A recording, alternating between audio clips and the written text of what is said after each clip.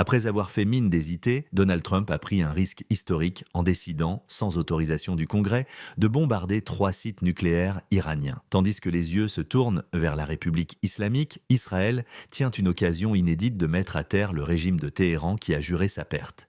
Les États-Unis sont engagés dans une nouvelle guerre au Moyen-Orient sous l'autorité du président Donald Trump, qui ne jurait que par la paix, le commerce et les seuls intérêts nationaux. Samedi 21 juin, Washington a comblé les attentes d'Israël et mené une opération aérienne d'ampleur contre l'Iran, afin de compromettre définitivement son programme nucléaire. Donald Trump a pris un risque historique, auquel ses prédécesseurs, de George W. Bush à Joe Biden, en passant par Barack Obama, s'étaient refusés. Il a donné le feu vert aux bombardiers B-2 déployés dans la région pour viser 3 sites.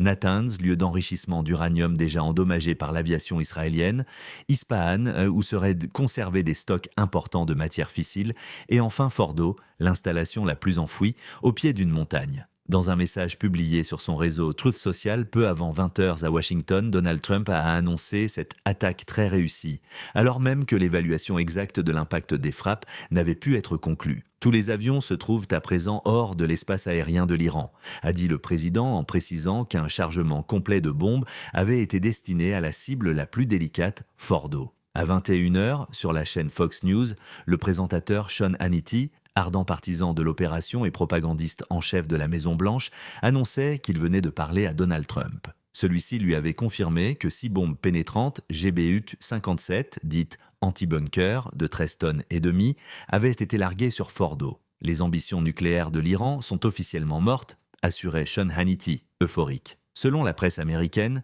une douzaine de bombes GBU-57 auraient été employées et une trentaine de missiles de croisière Tomahawk dirigés vers Natanz et Ispahan.